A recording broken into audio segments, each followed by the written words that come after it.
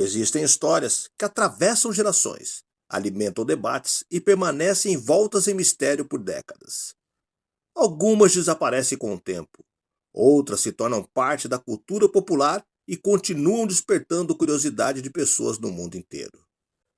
Em janeiro de 1996, uma pequena cidade do sul de Minas Gerais passou a ocupar as manchetes nacionais e internacionais após uma série de acontecimentos incomuns. Relatos de moradores, movimentações militares inesperadas, testemunhos contraditórios e rumores sobre criaturas desconhecidas deram origem aos que muitos consideram o mais famoso caso ufológico da história do Brasil. Mas o que realmente aconteceu em Varginha?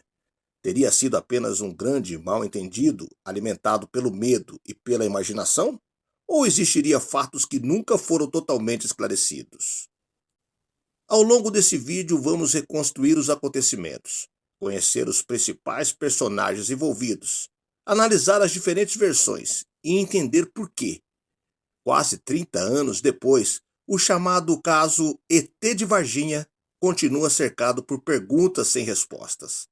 Eu sou o Sidney Góes e você está na Hora do Medo. Se inscreva no canal, deixe seu like e vem comigo, que no caminho eu te explico.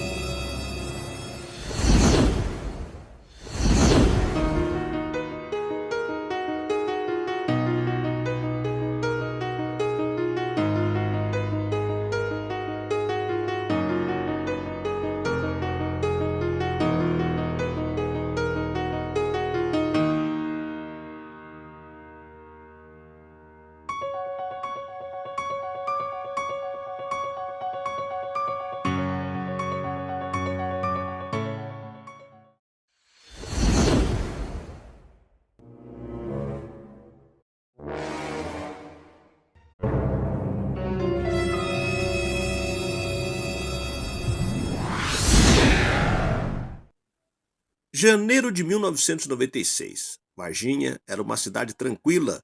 Nada indicava que ela entraria para a história da ufologia mundial. Mas dias antes do episódio mais famoso, moradores começaram a relatar luzes estranhas cruzando o céu. Alguns disseram que o objeto parecia perder altitude. Outros afirmaram ouvir um forte estrondo vindo de uma área rural. Naquele momento, ninguém imaginava que aqueles relatos seriam apenas o começo. Mas o que aconteceria poucas horas depois faria até os mais céticos questionarem a própria realidade. Na tarde de 20 de janeiro, três jovens caminhavam por um terreno baldio quando viram algo completamente inesperado. Agachada junto a um muro estava uma criatura de pele escura, olhos enormes e avermelhados e três saliências na cabeça. Ela parecia ferida, ou talvez escondida. As meninas correram desesperadas. Durante anos, elas repetiram exatamente a mesma história. Mesmo diante das críticas, nunca voltaram atrás. Mas elas não foram as únicas. Nas horas seguintes, dezenas de pessoas começaram a relatar acontecimentos ainda mais estranhos. Logo começaram a aparecer caminhões militares, viaturas, soldados, bombeiros. Diversas ruas foram movimentadas por operações incomuns. Moradores afirmaram que nunca tinham visto uma mobilização daquele tamanho. Alguns dizem ter observado caixas sendo carregadas rapidamente para caminhões. Outros afirmam que áreas inteiras foram isoladas. Mas ninguém explicava o motivo. Quanto mais o silêncio aumentava, mais os rumores cresciam. E então surgiu o detalhe que transformaria um simples boato em um dos maiores mistérios do Brasil.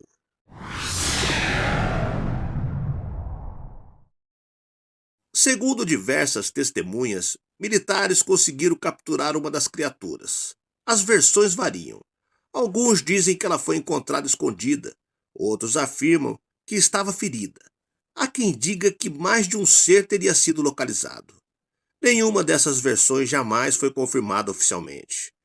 Mas um nome passou a chamar a atenção: o policial Marcos Eli Xerezi. Segundo familiares e pesquisadores, Marcos Eli Xerezi teria participado da operação. Poucos dias depois, ele começou a apresentar uma infecção extremamente grave. Apesar dos tratamentos, morreu pouco tempo depois. A versão oficial atribuiu a sua morte a uma infecção bacteriana, mas para muitos investigadores, a coincidência jamais foi completamente esclarecida. E é justamente nesse ponto que a história começa a ficar ainda mais intrigante, porque surgem relatos envolvendo hospitais. Diversas pessoas afirmaram que criaturas teriam sido levadas ao Hospital Regional de Varginha. Funcionários, moradores e testemunhas relataram movimentações incomuns. Nenhuma dessas informações foi comprovada. Ainda assim, os relatos continuaram surgindo durante anos. Cada novo depoimento parecia encaixar uma pequena peça daquele enorme quebra-cabeça.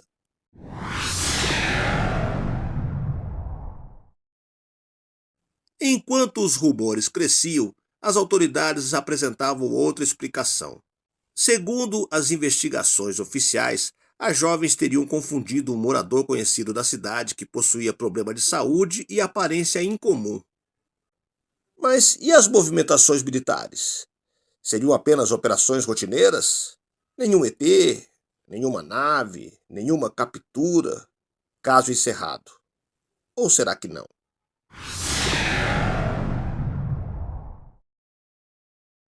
Se tudo foi um engano, por que tantas testemunhas diferentes contaram histórias semelhantes? Por que tantos relatos surgiram em locais diferentes? Por que, até hoje, existem pessoas que afirmam ter presenciado movimentações militares incomuns? Essas perguntas continuam sem uma resposta aceita por todos. E talvez seja justamente isso que mantém o caso vivo quase 30 anos depois. O caso rapidamente ultrapassou as fronteiras do Brasil. Ufólogos de diversos países viajaram para Varginha. Documentários foram produzidos, livros foram escritos, programas internacionais compararam o episódio ao famoso caso Roosevelt. A pequena cidade mineira tornou-se um dos principais destinos para pesquisadores de fenômenos extraterrestres. Hoje, quase 3 décadas depois, nenhuma prova definitiva confirmou a existência de seres extraterrestres em Varginha. Mas também é verdade que muitas perguntas permanecem abertas. Seria tudo fruto do medo, da imaginação e das coincidências? Ou uma operação militar conseguiu esconder um dos acontecimentos mais extraordinários da história brasileira? Talvez nunca saibamos. Mas enquanto existirem testemunhas, documentos, relatos e dúvidas, o caso ET de Varginha continuará vivo. E agora eu quero saber a sua opinião. Você acredita que tudo isso foi apenas um grande mal-entendido? Ou existe algo que ainda não foi revelado ao público? Obrigado por acompanhar este vídeo até o final. Se você gosta de conteúdos que exploram grandes investigações criminais, casos reais e histórias que marcaram o Brasil e o mundo, deixe seu comentário contando qual caso você gostaria de ver no próximo vídeo. Até a próxima.